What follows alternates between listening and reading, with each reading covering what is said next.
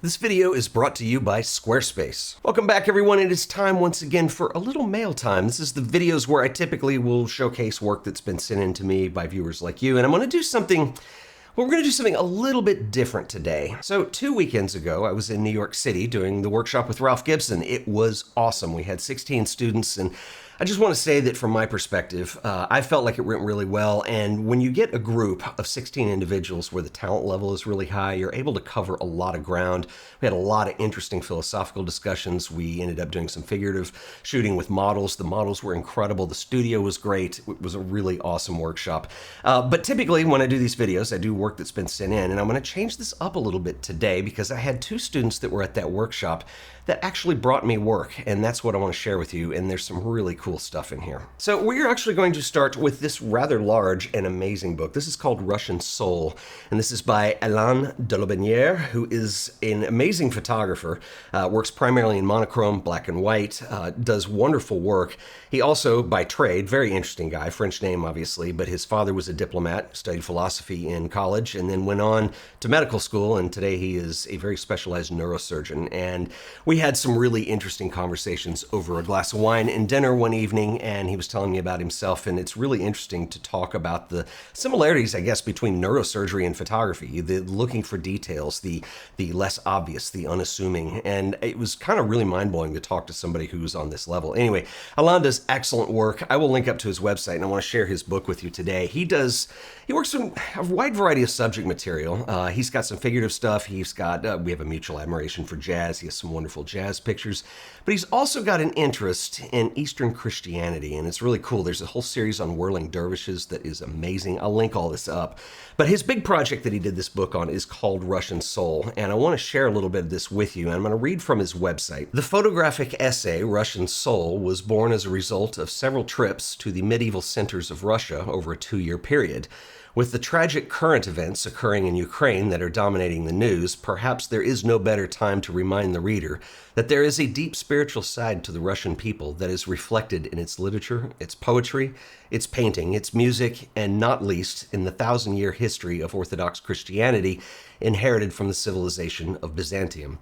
The focus of this book is centered on the expression of Russian Orthodox Christianity as reflected in its exquisite churches and monasteries, as well as on the people who are practitioners of its traditions. A preface by Sir Richard Temple, owner of the Temple Gallery, as well as an introduction by the author accompany the black and white photographs of this fine art coffee table-sized volume, printed by Meridian Printing. A couple notes that I want to point out on here. First of all, I love Alain's subject material. He has a wide variety of things that he shoots, things from details of religious significance to people, to churches, to you have architecture involved, but it feels uniform in the way that it's put together, and I think he's done just a beautiful job with that across the entire book. Another thing that I want to note is how well printed this is, and one of the things that's really cool when you were working primarily in black and white is that it opens up possibilities with printing processes that are a little bit different than commercial printing or CMYK printing. And I point this out because a lot of the mail time stuff that I get, a lot of us are using digital press, and there's nothing wrong with that, but it is a CMYK press. And so when you're doing a lot of black and white work, you can get a much richer feel when you can actually do different plates on these things. And Alain has just a beautiful printing process through this entire book. It is absolutely gorgeous. The other thing I want to point out is the layout. There's not a whole lot of descriptive text. Any text that's in here is actually fairly supportive of what it is that you're seeing. So it's mainly pull quotes from a variety of literature sources that actually support the content that you're looking at. The other cool thing that he does is if you do want to see the locations that these are all taken, there is an appendix in here with little thumbnails. This is a great way of doing this. And I point this out because I do get a lot of books in where people feel like they need to label things and they want to put locations, and I understand the need for that. But at some point you have to decide what your layout is and what the style of photography you're trying to show is. And I think for a book like this, where it's primarily a fine art kind of situation here, just to leave them blank and let the images speak for themselves. It's very clean. There's a lot of negative space in here, blank pages that are left, and it lets the work breathe. And I think that's something that I wanted to point out because it's just so well done. So Alain, thank you for Russian Soul. If you guys want to order this, it's kind of ironic that Alain finished the pressing of this book, and 2 weeks later, Ukraine was invaded, which is very unfortunate. But the book is not political, and it does deal with a heritage to Russia that is very interesting, and it's a point of study for Alain's that I think he does very well in showing in his photography. If you want to order a copy of this, I will put a link in the show description to his website, as I do with everybody else in here. And Alain, thanks for the book. This is beautiful. So next up, I've got 4 little zines that I want to share with you, and these were done by Bernd. And Bernd took our class. He came all the way from Berlin to do it, which is a long trip. He was doing some really cool work when we were there. We had some nice conversation. When I was getting ready to leave the last day, I was packing stuff up, and Bernd came over to me. He says, I want to give you these. I know you do a lot of zine reviews and stuff, and these are some things that I've been working on, and these are absolutely gorgeous, and I'm going to share them with you today. So there are 4 of them in here. This is Smythe Road. There's one called Zogos. And then there are 2 which are mind-blowing to me. These are both zines that deal with garbage collection. And so we have the garbage separators and then also garbage collections of Sri Lanka. Don't get turned off. These are actually very beautiful. And I love the fact that Bernd has taken a subject matter like garbage collecting and treated it with a dignity and respect that make it beautiful. And the thing is that our world is full of a wide range of things, and most photographers tend to gravitate towards the postcard views and the sunsets and the things that are a lot more friendly. And I think that it's really cool that Bernd has done this amazing job at photographing something that is a job that typically people want to avoid at all costs, and dignifying it in a very respectful way. And just to kind of give you a little bit of clarification on the subject matter on these other ones, I'm going to read you the intro from Zogos here. My home is my castle. True, if one has a home. Others have to seek shelter in constructions that hardly deserve the term building. The Planta building is located in the Smythe Road community, an old road, one of many slums in Monrovia, capital of Liberia, on the West African coast.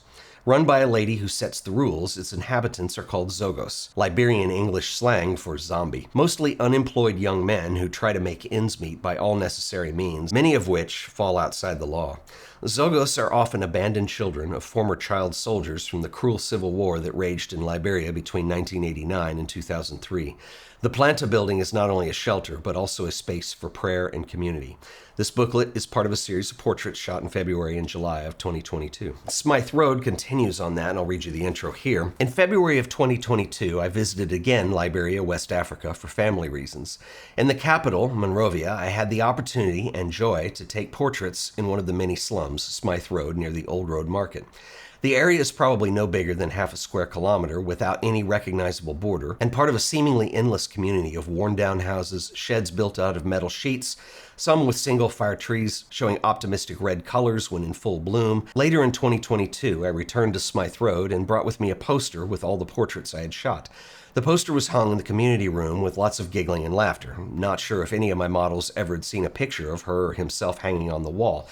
It was undoubtedly the first time that the group was on a combined picture. In the meantime, I hear the group poster has been confiscated by the local police for reasons unknown to me. I need to go back and find out what the story is behind this, because in the end, I am still and will always be an investigative lawyer whose mission it is to report facts and give those without a face a chance to be seen. That statement is perfect, and I can't think of a more beautiful way to sum up the work that Bernd is doing with these zines. If you want to check these out, I'll put a link in the description. So Bernd, thanks for the zines.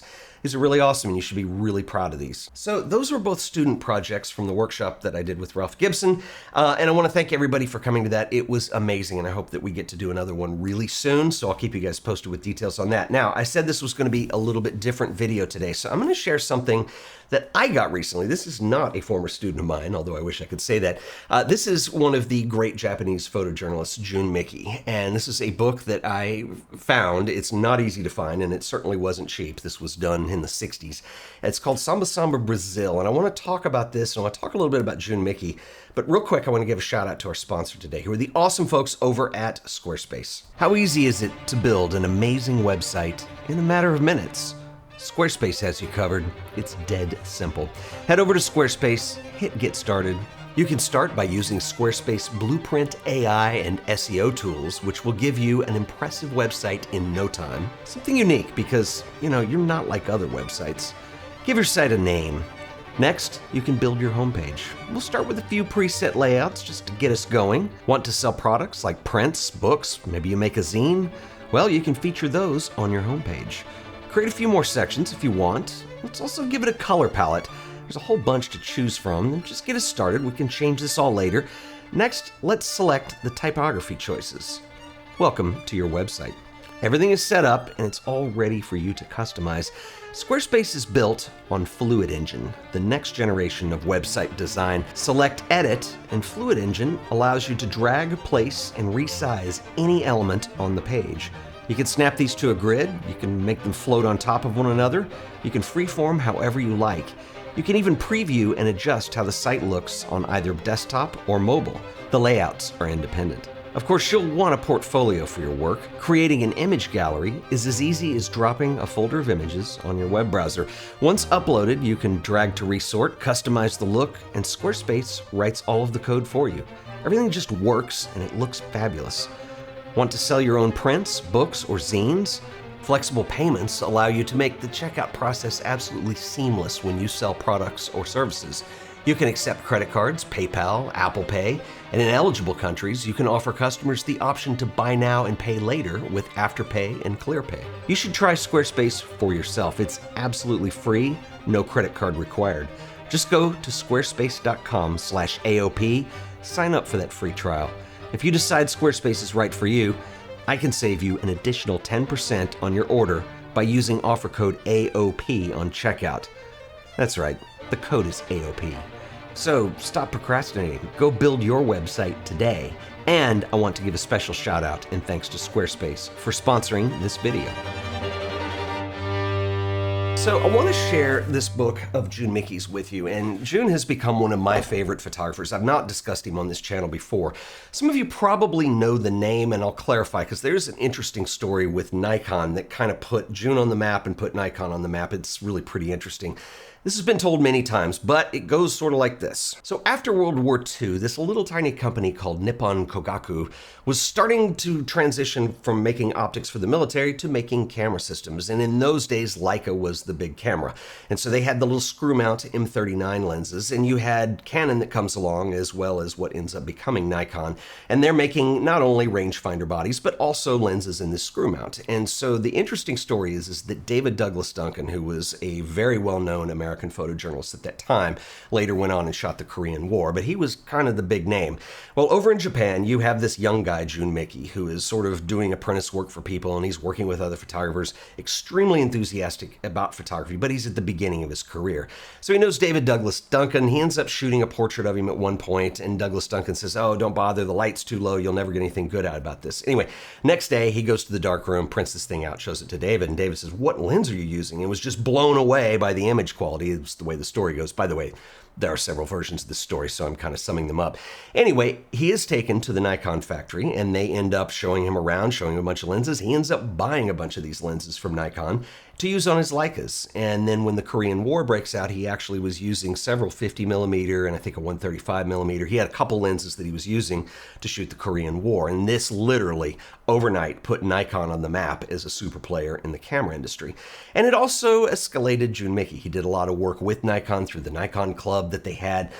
Anyway, a lot of cool stuff. So when I was kind of researching some of this stuff, which had to do with lenses, I ran across June Miki's name, and I thought, this is a photographer I don't know much about. And I started looking through his work, and there's some exceptional work that he was doing. I think he was a really hungry guy in a time where he really wanted to prove himself, and coincidentally, he did become the first Japanese photographer to have a cover for Life magazine, which was really cool. So anyway, I wanted to get some books and look into things, and I looked into it. There's a Life magazine compilation that's really good that I got, but I wanted to find Samba Brazil. This was a personal project that he did based on several trips that he had taken to Brazil starting in the 1950s, late 1950s. 1960, I think, was the second trip.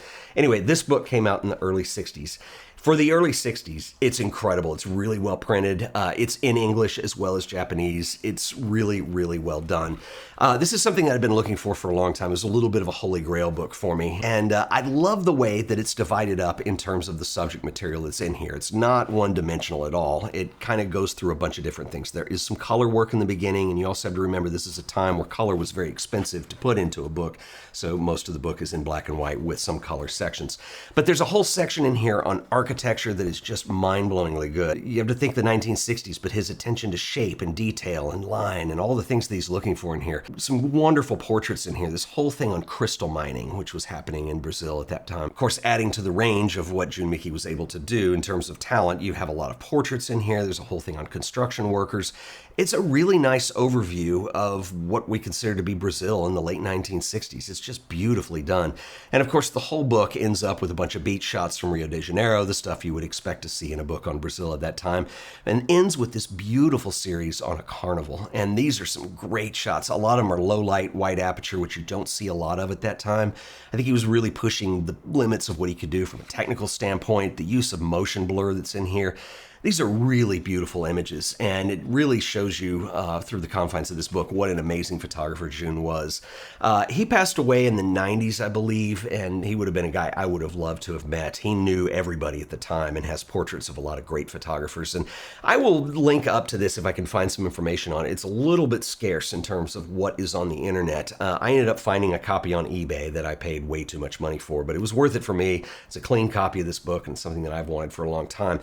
And I wanted to share that with you today because, you know, typically with these mail videos that we do, I reserve it for student work, and well, student work in this case today, but you know, viewers who send stuff in, they've taken the time to create something and make it, and I want to share it with everybody else. And I wanted to turn this a little bit today, and this is something that I want to start adding into these a little bit, not to take away from the stuff that that people thoughtfully send in, but I want to talk about some of the things that I'm looking at and studying. And I'm kind of on this big thing right now with Japanese photography, because a couple of years ago I realized it was just kind of this whole section of photography that I was really unaware of a lot of the history behind it, and it's something that I wanted to deep dive into.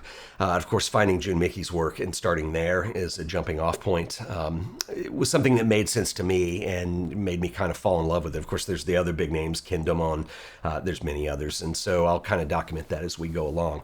Really, previous to that, Provoke Magazine and Daido Moriyama was about the extent of my knowledge of Japanese photography, and so it's really wonderful to see, especially with photojournalism, what was flourishing in that time of the early 1960s.